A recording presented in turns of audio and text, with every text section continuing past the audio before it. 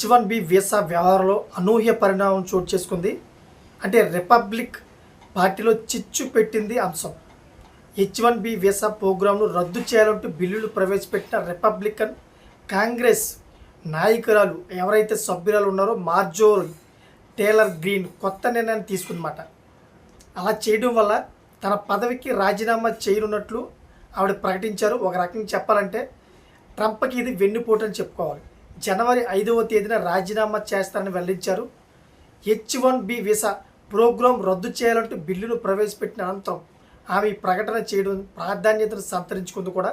మరి ఒక రకంగా ఇది జీర్ణించుకోలేకపోతున్నారు ట్రంప్. అధ్యక్షుడు డొనాల్డ్ ట్రంప్కు గట్టి మద్దతుదారుగా ఉంటూ వచ్చారు టేలర్ గ్రీన్. ఆయన పక్కనే ఉంటూ ఆయన ఇటువంటి అంటే ట్రంప్ పక్కనే ఉంటూ ఒకేసారి ఇటువంటి బాంబు పేల్చడంతో ఒకసారి షాక్కు గురయ్యాడు ట్రంప్.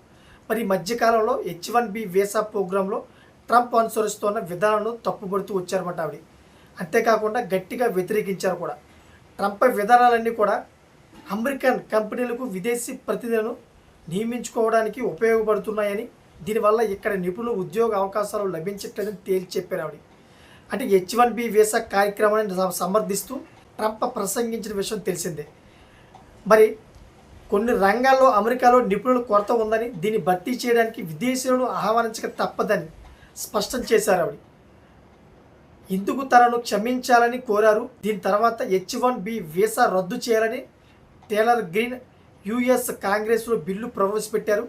అయితే విదేశాల్లోనే నిపుణులు తీసుకురావాల్సిన అవసరం లేదని వాదించారు. అంటే డొనాల్డ్ ట్రంప్ తీసుకుంటున్న నిర్ణయాలు మేక్ అమెరికా గ్రేట్ అగైన్ విధానాలకు వ్యతిరేకంగా ఉన్నాయని ఆమె వ్యాఖ్యానించారు. ఒక రకంగా చెప్పాలంటే ఇదంతా కూడా ట్రంప్కి ఒక వెన్నుపోటు, పక్కనే ఉంటూ తన రాజకీయ నాయకులు తనకే వెన్నుపోటు పొడుస్తున్నారు. భారతదేశంతో పెట్టుకుంటే ఇదే విధంగా ఉంటుందని ఒక తరుణంగా అయితే ఇది హెచ్చరిస్తున్నట్టుగా ఇండైరెక్ట్గా అర్థమవుతుంది మనకి. Thank for watching friends.